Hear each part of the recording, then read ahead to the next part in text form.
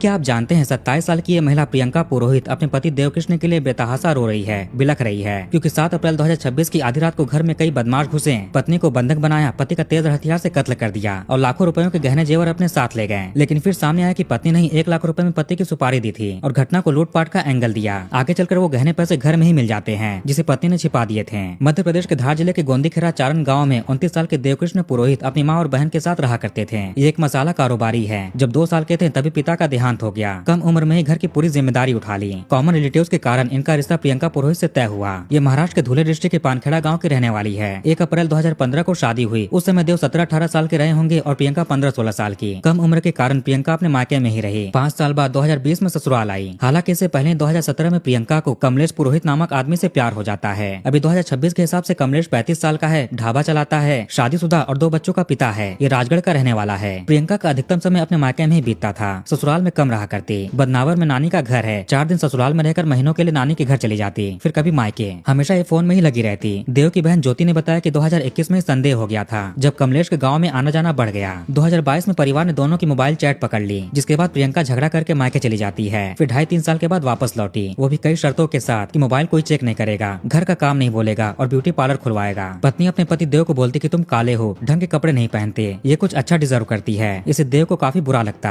आगे बोलती कि मुझे तलाक दे दो। फिर थोड़ी देर के बाद माफी मांग लेती कि गुस्से में बोल दिया। ये देव को उसकी माँ से भी दूर करने की कोशिश करती कि अपने माँ के पल्लू में बंधे हो, सब चीज उनको बताते हो। इसे माँ भी अपने बेटे से कम बात करने लगी थी, कहीं बहू को बुरा न लग जाए। परिवार के दूसरे लोगों को भी बहू पर डाउट था, आगे चलकर कुछ करेगी और परिवार मुसीबत में पड़ेगा। 2 महीने पहले अफेयर को लेकर देव ने प्रियंका से सवाल किया तो उसने गुस्से में पति का गला पकड़ लिया। परिवार के दखल देने पर वो छोड़ती है, लेकिन परिवार ने उस दौरान इसे गंभीरता से नहीं लिए थे। उसी घटना के बाद प्रियंका ने अपने प्रेमी कमलेश के साथ प्लान बनाया। कमलेश का एक जानकार है सुरेंद्र, जो आपराधिक किस्म का है, 4 साल जेल में भी रह चुका है। प्रियंका अपने मायके में थी। 31 मार्च को ससुराल लौटी। 1 लाख में सुरेंद्र को सुपारी दी गई थी, जिसमें से 50,000 कमलेश ने एडवांस में दे दिए। 4 अप्रैल को घटना अंजाम देना था, लेकिन उस दिन सुरेंद्र आया नहीं। फिर 7 अप्रैल का दिन चुना। कमलेश और सुरेंद्र आए। प्रियंका ने पहले से घर का दरवाजा खुला रखा था और दूसरे कमरे में चली गई। कमलेश बाहर निगरानी रखता है, सुरेंद्र अंदर जाकर घटना अंजाम देता है। घर के सामान अस्त व्यस्त किए। दोनों बदमाशों के भाग जाने के 10-15 मिनट के बाद प्रियंका शोर मचाती